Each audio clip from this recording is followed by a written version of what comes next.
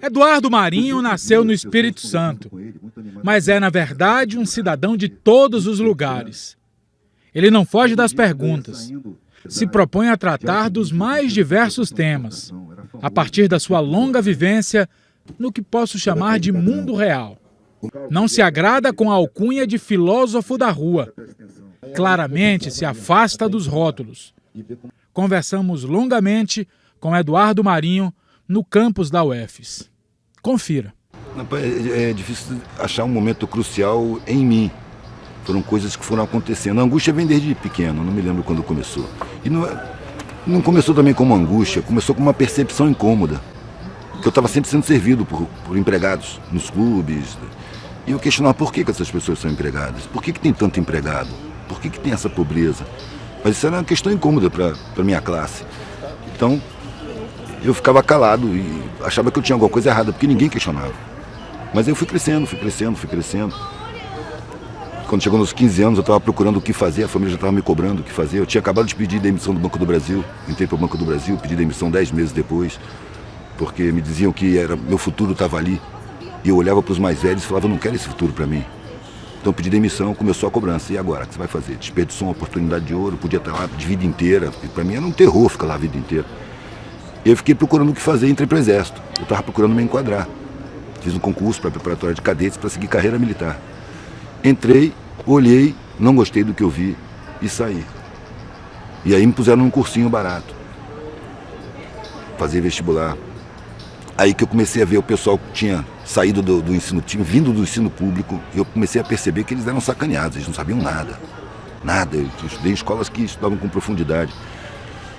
E acabei entrando na faculdade, inclusive por conta da família, porque eu não via nenhum curso para fazer. Eu fui por eliminação. Peguei todos os currículos e fui eliminando. Não quero mais ver física, não quero mais ver biologia, não quero mais ver química, não quero mais ver matemática. E aí sobrou 2 cursos, arte e direito. A arte para minha família era um terror, não era sério. Aí eu entrei para direito. Na verdade eu entrei no meio acadêmico, eu não queria ser advogado. No meio acadêmico eu via as discussões sobre a sociedade e tal. Com 3 meses eu percebi que era tudo teoria, que daqui a pouco aqueles caras iam ser os doutores e iam estar enquadrados. E ali eu já estava com a intuição forte de que aquela vida não tinha sentido para mim. Só que eu não queria maltratar a família de novo. E quando eu saí do Exército foi uma comoção danada. Agora, se você pode localizar um momento mesmo, foi nesse período acadêmico. Porque depois de um sonho onde eu ia morrer e acordei decepcionado por não ter morrido, que pelo menos ia ter alguma coisa nova. E aí, depois disso, eu percebi que eu estava preferindo morrer do que ter aquela vida, que não me parecia fazer nenhum sentido. Enquanto os mais velhos diziam que sim, tinha sentido, é porque eu era novo, que eu não fosse impulsivo, que eu continuasse, terminasse, seguisse. E eu olhava para aquilo e sentia que não era. Mas os mais velhos que eu amava estavam dizendo que sim, que era por ali, que eu era inexperiente, que eu não sabia. Aí eu encontrei um velhinho no saguão, eu conto sempre essa história. Encontrei um velhinho no saguão do meu prédio, que era milionário, morava na mansão. Ele vinha para o saguão do meu prédio com enfermeira, porque ele era viúvo, solitário, morava sozinho naquela mansão enorme. Vinha para o saguão do meu prédio, porque ali ele via gente, conversava, as pessoas conheciam ele, que ele era conhecido, saiu no jornal e tudo mais, como milionário, um empresário bem sucedido de importação e exportação lá no Espírito Santo. E ele me falou que, sem eu pedir nem nada, rapaz, no dia que eu passei ali saindo e ele estava sozinho, ele falou, menino, senta aqui. E começou a falar o que eu precisava ouvir. Eu fiz tudo o que disseram para eu fazer. E eu estava ouvindo o que eu devia fazer. E a sensação que eu tenho é que mentiram para mim lá no começo da minha vida. E eu corri atrás dessa mentira a vida inteira. Ele estava relatando, com a vivência dele, o que eu estava intuindo. As pessoas me veem como um milionário, bem-sucedido, um empresário de sucesso, vitorioso, e eu por dentro me sinto um fracassado. Passei a vida inteira sem pensar na morte. Mas eu envelheci, estou com quase 90 anos. Estou tomando um monte de remédio, só posso sair de casa com a enfermeira. Então eu estou sentindo que a porta da morte está aqui na minha frente. Quando eu senti, claro, que a minha vida está acabando, eu olhei para a minha vida, ela tinha perdido completamente o sentido. Velho, esse foi o... Eu saí do lado dele, fui direto para a secretaria da universidade e pedi desligamento. Eu não quero mais ser doutor, procurar um sentido para a vida. Eu não sabia o que eu ia fazer, eu sabia o que eu não ia fazer. Mas eu já tinha viajado de carro, desde que eu saí do Exército, eu saí com couro duro, né? De sobrevivência, guerra na selva, manobra. Então, férias, feriado. Eu pegava a estrada de carona, dormia no acostamento, convivia com os hippies na época, né, 80, 79, 80. Comecei a ver que existia maneiras de ser que eram serenas. Eu encontrava pessoas que tinham serenidade. E vivendo na rua e viajando de carona. Aí, como eu estava vendo a minha vida muito angustiante, eu resolvi pegar a estrada e experimentar o que era não ter nada. E também eu tinha vários outros parâmetros. Por exemplo, a minha classe, todo mundo tinha uma preocupação enorme em manter o padrão ou subir de padrão. E tinha um pavor de descer de padrão. Só que nas minhas viagens eu convivia com as pessoas mais pobres. Eles não tinham nada e estavam felizes. Eram pessoas mais espontâneas, mais solidárias. Era uma relação melhor. Eu via que tinha ignorância, mas eu sentia alguma coisa no ar que eu não sabia o que era. Eu falei, quero ser igual. Eu quero não ter nada. Quero saber como é que a gente se sente não tendo nada. Quando eu falei isso com a família não admitiu. Isso é uma vergonha, uma degeneração. Me acusaram de um monte de coisa. Eu só queria fazer a experiência de não ter nada. Só que meu pai e minha mãe, eu nunca vi eles discutirem. Meu pai e minha mãe eu sempre tratei eles de eles. Não tinha diferença. Eles estavam sempre de acordo. Sempre. Nunca vi nem discordar, quanto mais discutir. Então eles colocaram para mim, você não pode fazer isso. E eu disse, eu não estou pedindo. Eu estou avisando. Se você fizer isso, você não é mais da família. Eu tomei um baque, né? Porque essa frase não veio sozinha. Se você adoecer, vai para a saúde pública. Se você for preso, não me procure para nada. Não tem mais nada aqui para você. Se você pegar a sua mochila e sair dessa porta, você esquece que teve família. E veio bem claro na minha cabeça. Eu demorei um tempão para tomar essa decisão. Agora eu tenho a obrigação moral de assumir as consequências. E foi isso que eu falei com meu pai.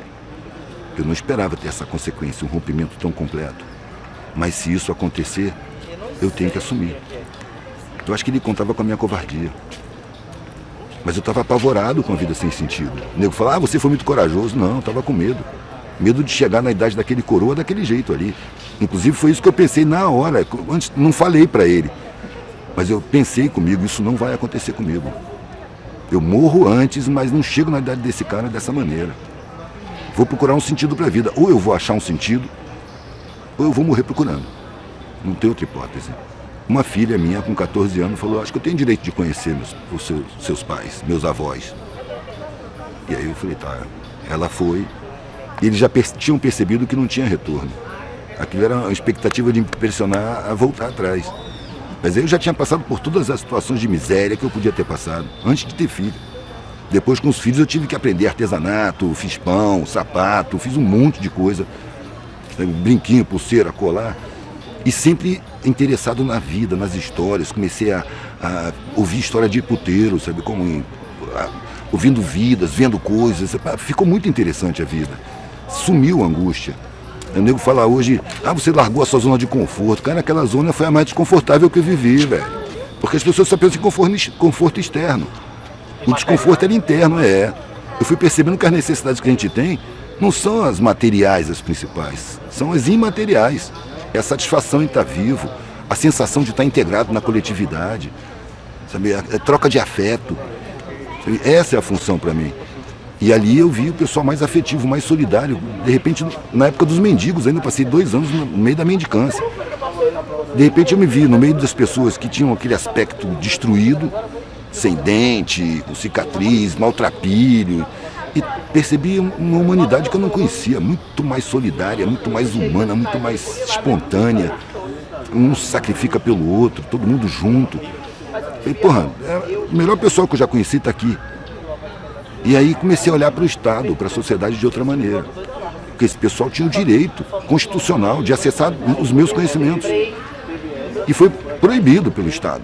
Tiveram seus direitos roubados, simplesmente roubados, para se sentirem inferiores. Aí eu comecei a entender a sociedade de outra maneira. E comecei a achar constrangedor ter mais do que se precisa diante de tanta miséria. E a gente é adestrado para achar que a opulência é motivo de orgulho. É porque a gente ainda é muito primitivo. Porque numa sociedade um pouco mais desenvolvida, se ela pudesse ser chamada de humana, você ter desperdício, você ter sobras, seria constrangedor numa sociedade onde tem carências. É motivo de vergonha, humanamente falando. Mas socialmente falando, na nossa cultura primitiva, estimulada por publicitários e marqueteiros, né, a gente acredita que nosso valor está refletido na nossa propriedade, sabe, nos nossos cargos, nos nossos salários. Sabe, isso é um primarismo, velho. Quando eu vejo uma pessoa se sentindo superior por conta dessas coisas, eu acho assim, eu fico até com pena. É como se fosse uma criança espiritual, que não está percebendo a realidade. Está convencido por uma sociedade mentirosa de que ele é melhor do que os empregados dele. Aí a decepção vem quando ele perde os empregados.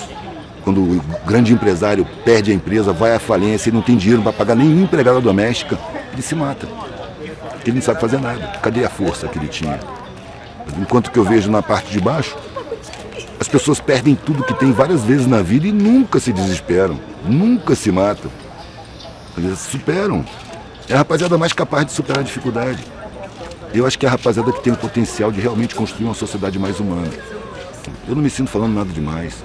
Desde os 19 anos que eu falo a mesma coisa, a sociedade é mentirosa, é uma falcatrua, os valores são impostos, os comportamentos são induzidos. Desde 19 anos.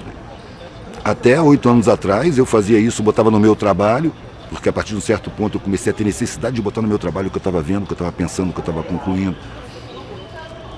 E aí eu encontrava indiferença, descrédito, suspeita, deboche, repulsa, hostilidade, porque cabeludo, hippie, andando de mesa em mesa, interrompendo conversa, quer dar uma olhadinha, quer dar uma olhadinha, quer dar uma olhadinha. De vez em quando aparecia alguém que olhava o meu trabalho, nossa, cara, reflexão, pá. Aí eu percebi que eu estava garimpando, estava passando pelas pessoas superficiais que me repeliam e de vez em quando encontrava uma exceção à regra, uma pedra rara. E aí esses compravam e assim eu fui vivendo até que um dia eu estava expondo na rua, chegou um casal com a câmera, que eram estudantes de jornalismo, fazendo um trabalho de conclusão de curso.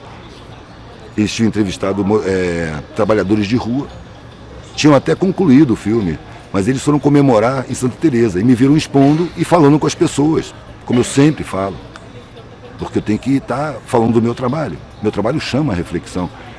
Eles viram, falaram entre si, vieram para mim e falaram, a gente pode fazer entrevista, a gente fez um filme e tal, a gente está vendo você falar um monte de coisa interessante, a gente pode fazer uma entrevista? Eu falei, pode, não sabia nem o que era, nunca tinha sido entrevistado. No dia seguinte, quando eu cheguei, eles já estavam lá. E eu cheguei de bicicleta, tirei a camisa, comecei a colar os desenhos na parede, eles chegaram já perguntando com aquela câmera enorme e fizeram a primeira entrevista. Para mim não foi nada. Um mês depois, o câmera, a Lei da Rocinha, ligou para mim para me dar os parabéns. Olha, parabéns, seu vídeo tá bombando. Tem algum engano, eu não tenho vídeo. Eu nem sabia de internet, velho. Depois chegou esse cara que fez o Filósofo da Rua, que é um cara que agora está fazendo carreira de cineasta, que estava procurando uma maneira de se promover. Sabe? Foi o mesmo cara que acabou fazendo o filme, Observar, Absorver, Documentário, muitos anos depois. Aí de 8 anos pra cá eu comecei a ser conhecido, visto na rua, nego me reconhece, você que é Eduardo, e me olha como se eu fosse alguma coisa grande. Eu estava acostumado com olhar de desprezo. Foram 30 anos de desprezo, velho.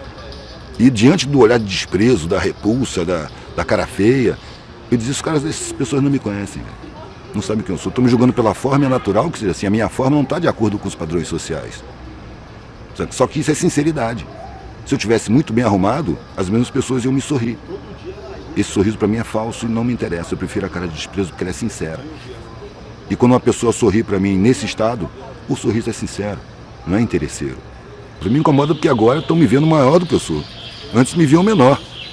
E aí eu tenho que ter o cuidado de perceber que eu tenho o meu tamanho, que eu não sou do tamanho que as pessoas estão vendo. Do mesmo jeito de antes, só que com sinal trocado.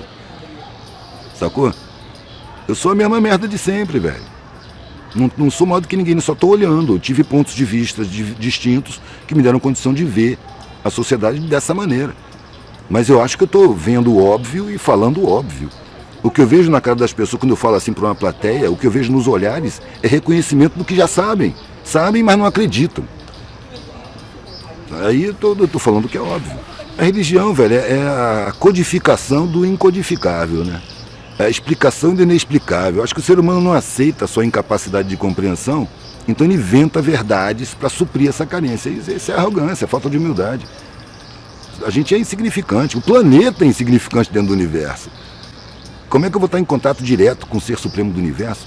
Aí acontece essa coisa ridícula, você supõe que o Ser Supremo do Universo está em contato com você, que toma conta do que você faz dentro do banheiro, te manda um carro de presente ou um câncer de castigo, está aí à disposição da humanidade. bisbilhotando a vida de cada um. Isso é o amesquinhamento da divindade. Eu prefiro a ignorância, velho. Eu me abraço com a ignorância para não cair no ridículo. Eu não permito que a minha razão se meta onde ela não tem alcance. Porque, para mim, a religião chegou a um ponto de ser controle de grupo. Olha os evangélicos aí, ascendendo no poder social, tomando conta, se comportando totalmente em oposição ao cristianismo. O protestantismo apareceu exatamente para legitimar o lucro. E aí Deus, ele premia você com riqueza material. Velho, você viver com riqueza material, você tem que viver se defendendo, você não confia em ninguém, você se cerca de falsidade, de interesse. Você não tem mais espontaneidade na vida. Você tem que ficar preocupado, é um mundo cheio de miséria, velho. Se você tem mais do que você precisa, você está em risco. Para começo de conversa, você está em risco. Em segundo lugar, você não tem mais sinceridade para você, porque todo mundo fica simpático, todo mundo fica legal, todo mundo está a seu serviço, todo mundo é leal, honesto, de boa vontade. E é um mundo falso. A gente não precisa disso tudo. Se patrimônio fosse o sentido da vida, quem tivesse patrimônio não morria, velho. No entanto, morre, o patrimônio fica tudo aí. Às vezes divide a família que briga pelo patrimônio. A gente não precisa disso tudo, velho. E a vida é muito rápida, ela acaba. Pra quê grandes patrimônios? Se você vai constituir igual o velhinho, passou a vida inteira constituindo o patrimônio e aumentando o patrimônio. Quando chegou no fim da vida, olhou para trás, não tinha sentido. Ele só queria afeto. E afeto ele nem pensou nisso. A gente passa por um adestramento social pela educação, pela cultura, pela publicidade, de que felicidade é consumir. E é mentira. Você ter valor é ter patrimônio. É mentira. É porque a sociedade ainda não chegou no patamar de humana. É uma sociedade patrimonial, é uma sociedade empresarial, é uma sociedade onde o lucro e o patrimônio valem mais do que a vida. Isso é evidente. E essa ideia é incutida na gente todo dia. Né? Todo dia. Todos os... Começa nas crianças, velho. Você mete uma criança na escola, pronto, ela vai ser enquadrada. Não pode ter alegria enquanto aprende. Por quê? Adulto não pode ter alegria enquanto trabalha. Você vai deixar para ver nas horas vagas. A maior parte dos postos de trabalho... É exato. Você vai viver nas horas vagas, velho. Vai esperar 11 meses para viver um mês. E quando chegar no fim do mês, você está deprimido, porque você não gosta do que você faz. Daí eu falei isso com meus filhos, cara. Não escolhe um trabalho que te dê dinheiro que você não goste. Não vale a pena você fazer o que você não gosta por dinheiro. Porque com o tempo você adoece, vai precisar do dinheiro para se tratar. A gente não precisa de muita coisa, a gente precisa de satisfação em viver. Então escolhe um trabalho que você adora. Você adora passear com o cachorro, é tudo que você quer, vai passear com o cachorro, cara. Não se preocupa, porque seguro que você tem é que vai morrer.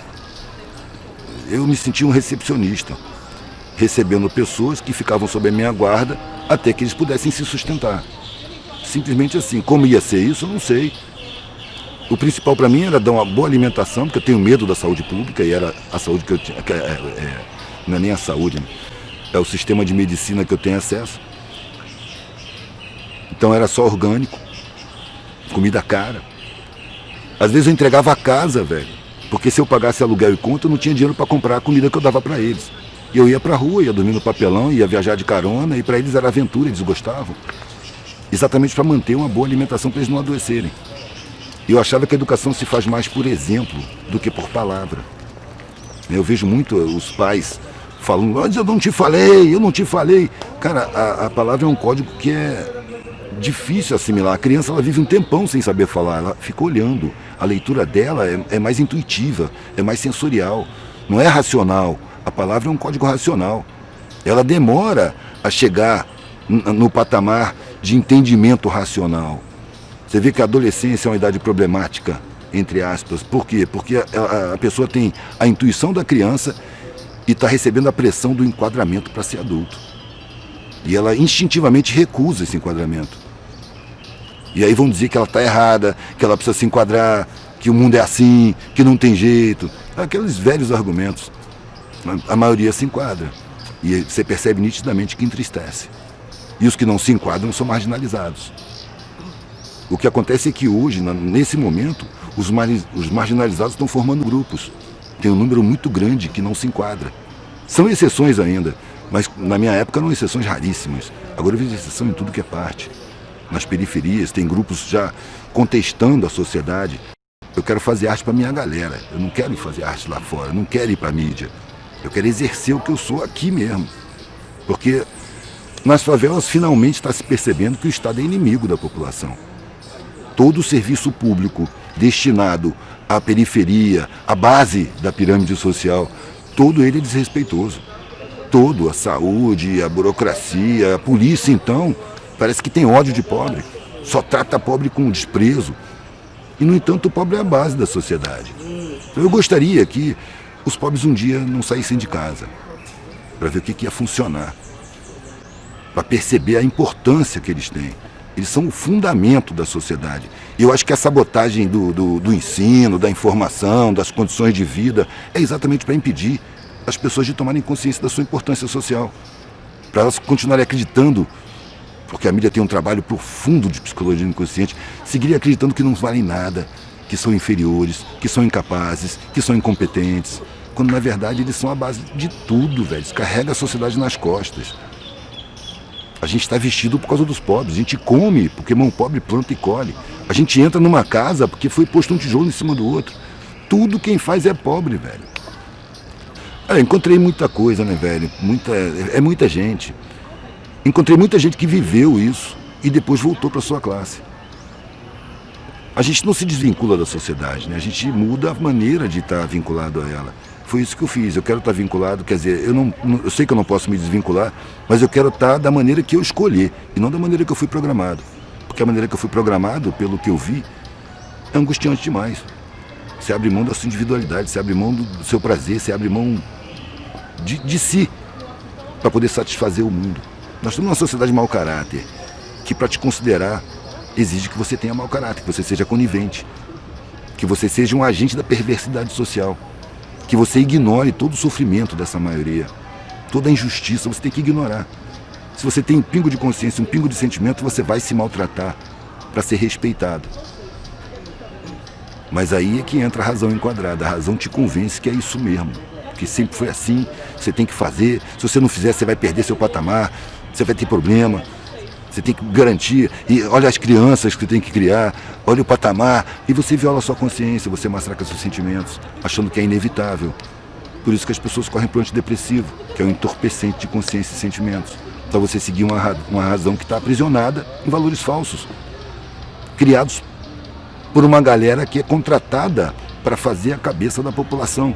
Psicólogos do inconsciente, publicitários, jornalistas, antropólogos, sociólogos, tudo contratado, colocado na mídia, constituindo laboratórios de pensamento que planejam a mentalidade a ser implantada, os valores, a visão de mundo, a própria realidade, eles distorcem, e a mídia vai dentro da casa de todo mundo e coloca. Há pouco tempo atrás eu soube que o Estado estava dando o conversor de televisão digital na cesta básica. É generosidade isso? O Estado não garante os direitos constitucionais, não garante boa alimentação, não garante moradia, não garante porra nenhuma, mas dá o conversor de televisão digital. Isso é controle mental, é evidente que é controle mental. Precisa ter uma televisão na casa daquele miserável para que ele continue se sentindo incompetente. O cara não tem chão na casa dele, mas ele tem uma televisão ali funcionando. Isso é uma necessidade do sistema social. A televisão, é o que eu sempre digo, velho, quando você liga a televisão, você acabou de abrir a porta para o inimigo. Ele vai lá dentro da sua cabeça para construir a sua visão de mundo, construir os seus desejos, seus objetivos de vida, suas opiniões, seu comportamento, seus valores. Só que tudo implantado, tudo artificial, tudo falso. Se a gente pensar no imediato, com essa corja que se aboletou no aparato público, parece que já está piorando, né? Mas eu acho que a coisa é pendular. A coisa vai... Mas o pêndulo vai caminhando, velho. Não está parado, não tem nada parado, está tudo em mutação permanente. A gente nasce num processo de mutação. Eu acredito que essa sociedade está entrando em agonia, em colapso. E ela vai colapsar. Isso vai trazer muito sofrimento. A impressão é de que está piorando. Mas a coisa não é simples assim. Eu acho que estão brotando embriões de consciência nas periferias que nunca havia antes. Há pouco tempo atrás eu entrei em Acari e o cara, quando me viu, falou: porra, Edu, ainda bem que tu chegou, cara, só tem gente alienada aqui, porque a rapaziada do Centro Cultural, do Comitê Cultural, estava tudo fora. Ele estava sozinho ali com a galera da favela, todo mundo estava lá dentro, lendo, vendo vídeo, era um centro cultural, né? E quando ele falou isso, eu falei: velho, tempos atrás, nas favelas, não tinha ninguém reclamando de alienação. Agora em toda a favela que eu vou tem. As favelas não tinham órgãos de informação. Agora tem. A Maré tem 5, 6 jornais da Maré. A TV Tagarela da Rocinha. Tem um Raiz e Movimento do Alemão. Gente que já está vendo a sociedade de outra maneira. Que ainda são, dentro da favela, vistos como os loucos. Os caras meio malucos. Só que a favela não tem esse poder de discriminação que a classe média tem. Eles são malucos, mas a gente brinca com eles. Sacou? Não é motivo para ter raiva deles. E aí as crianças estão vendo esses caras, admirando esses caras e tendo uma alternativa de referência, que antes era só o tráfico. Né? O tráfico, ele atraía, não por ser tráfico, mas porque o traficante, ele portava todos os símbolos que a televisão botava no subconsciente de que é necessário ter para ter valor social. O cara tinha roupa de marca, o boné de marca, cordão de ouro, sabe? E ainda encarava a polícia. Na favela, a polícia é inimiga, chega esculachando com todo mundo. Bala passa de parede a parede como se as paredes fossem de manteiga. Tem dia de morro lombrado, ninguém dorme na cama, todo mundo dorme no chão. Quem tá em área de tiroteio só dorme no chão, velho.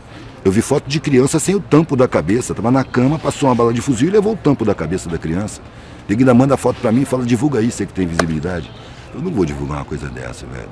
Eu divulgo a situação. Mas eu acho que essa parada de choque não é útil. Porque desperta também muito ódio. Velho, eu tenho vaselina, os rótulos não me pegam, entendeu? Pode rotular a necessidade das pessoas. Eu não vejo rotulado por nada. Agora é natural que me rotulem. A sociedade do rótulo, né? Então é natural. Eu não posso fazer nada. E não pode me incomodar também. Eu sei que eu estou seguindo minha consciência. Eu acho que minha intuição me diz que se eu sigo minha consciência, eu estou bem com a espiritualidade. Eu estou bem comigo mesmo. Eu estou em paz interna.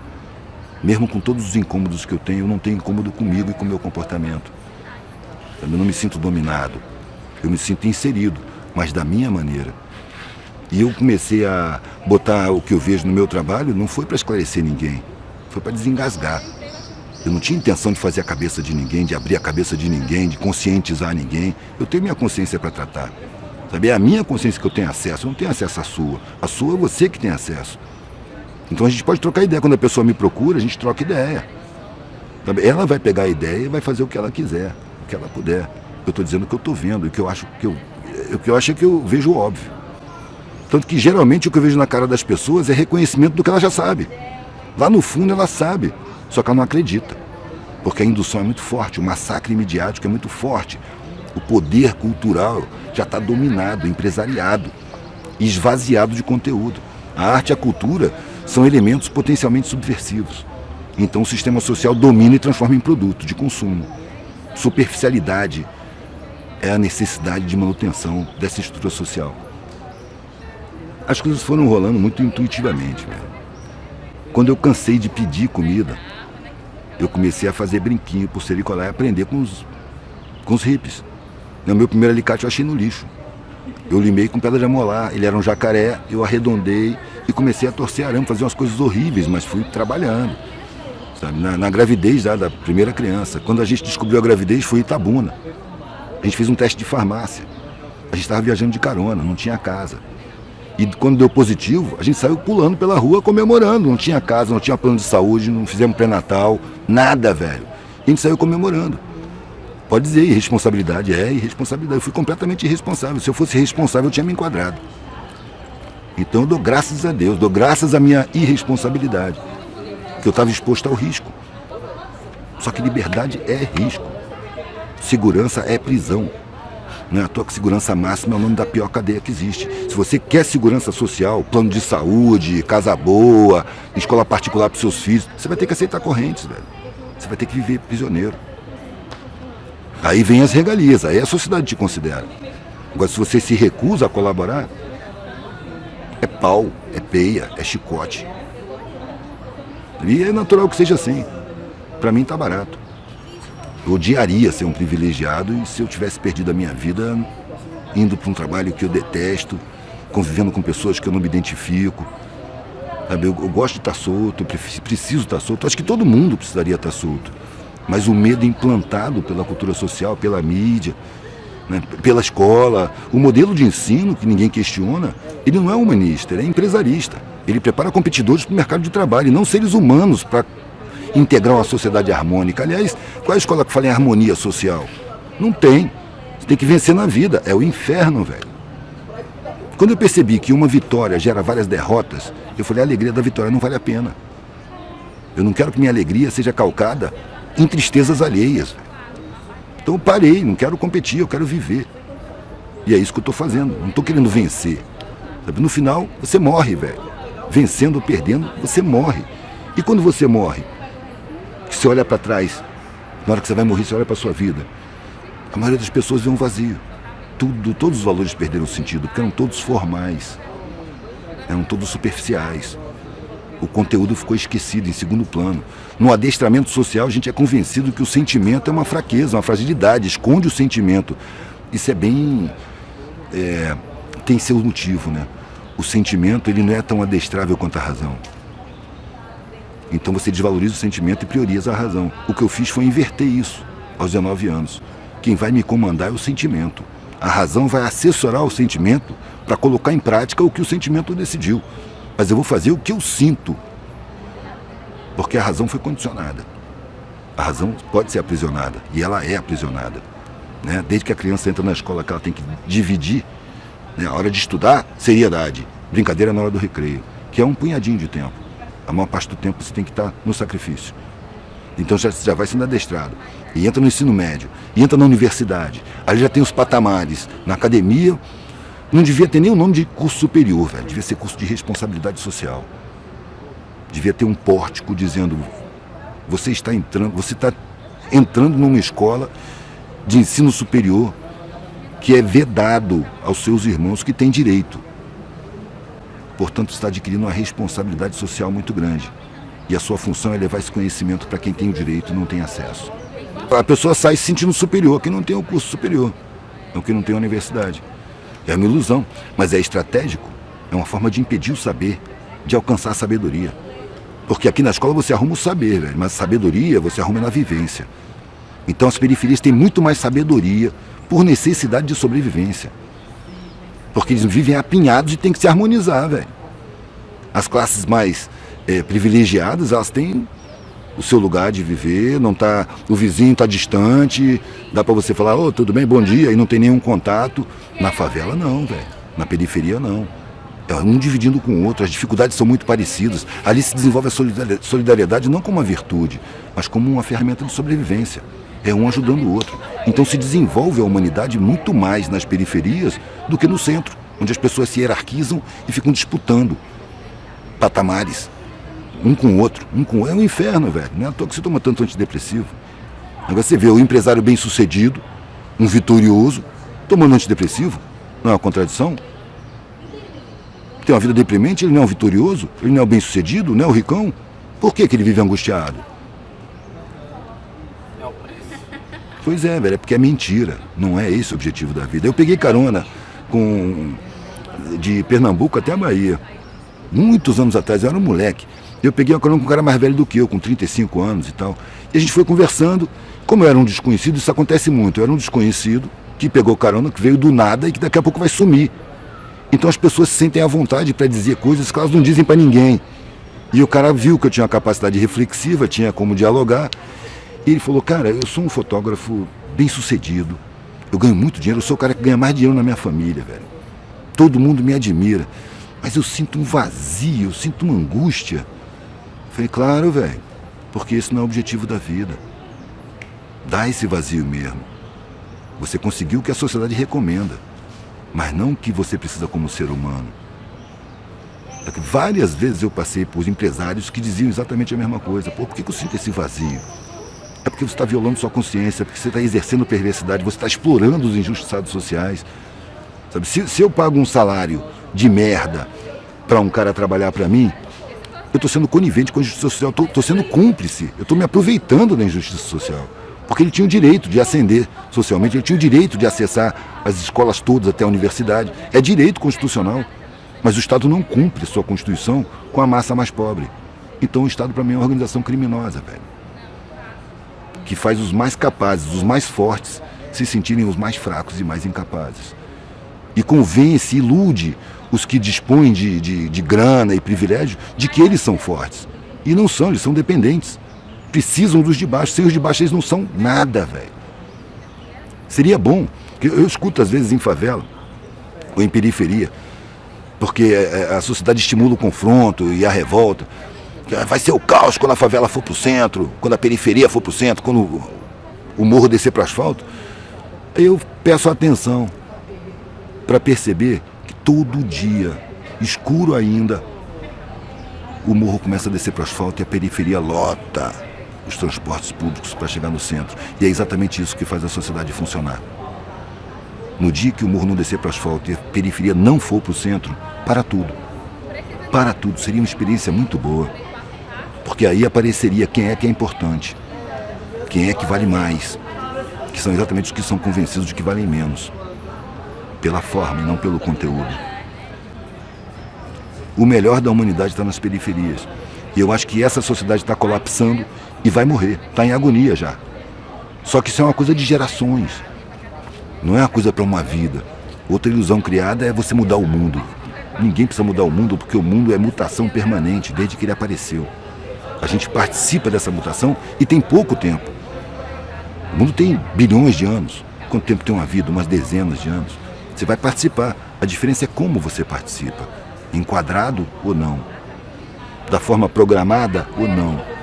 Então, o que eu queria era participar da forma que eu escolhesse, não da forma que eu fui condicionado, que me foi cobrada. E como eu não quis, eu fui banido. E participo assim, dessa maneira. E me sinto bem participando assim. Mesmo correndo todos os riscos, mesmo tendo passado um monte de coisa que eu passei. Às vezes eu escuto, pô, eu queria viver assim, que nem você. Eu sei que não. Não queria, não. Ninguém gosta de acordar com butinada de polícia, ser abordado com agressividade o tempo todo. Sabe, ser olhado com estranheza, com hostilidade, com repulsa, com medo. Isso ainda acontece muito com você? Agora não, porque eu tô cheio de cabelo branco, né? Até a polícia já não bate mais. Com o tempo, né? A coisa foi diminuindo. Mas aquilo tudo eram lições, eu precisava passar por aquilo tudo. De desenrolar com o delegado. Aí que eu fui entender por que era necessário que a família cortasse relações comigo. Porque eu tinha que desenrolar diretamente com o sistema de segurança, com o sistema de saúde, com o trato público. Era coisa do meu aprendizado. Porque se eu pudesse passar a mão no telefone e pedir socorro, eu não teria passado por um monte de coisa, não teria aprendido um monte de coisa. Aí, com o tempo, que eu fui percebendo a necessidade. A vida foi se mostrando um esquema. Quando eu olho para trás agora, eu entrei no exército e ganhei couro duro, porque depois eu fui andar no sertão e eu conhecia a minha capacidade física para suportar sede, para dormir em qualquer lugar, para me defender de cobra, para perceber as condições, para não ter medo. Eu já conhecia a capacidade corporal, quanto tempo eu aguento sem beber água, quanto tempo eu aguento sem comer, quais os recursos que eu posso usar.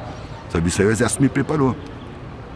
Assim também eu fui preparado para falar, porque eu tive que manguear. Nas épocas que eu não podia expor em banca, porque a guarda municipal tomava, eu botava no painel e saía de noite, de mesa em mesa, de bar em bar. Isso me deu facilidade de falar, porque você trata com 300 mesas e você escuta qualquer coisa, você tem que tratar com todo tipo de recepção. Sabe? Desde o medo até a hostilidade franca. Isso aí pra mim é merda, vocês são um bando de vagabundo. Quando falar vocês, não é comigo, velho. Eu tô sozinho.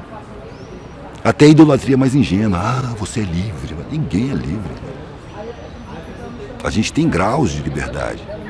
Mas eu acho que liberdade, no sentido pleno da palavra, é você existir sem necessidade nenhuma. Enquanto você tiver alguma necessidade, você está preso a essa necessidade. Então não existe a liberdade para nós. Existem algumas liberdades, porque a sociedade é feita para acorrentar a gente. Em padrões falsos, valores falsos, realidades falsas, muito medo, muita ameaça. Sabia o medo, velho? Na verdade, quando o nego diz que eu era corajoso, eu fui movido pelo medo.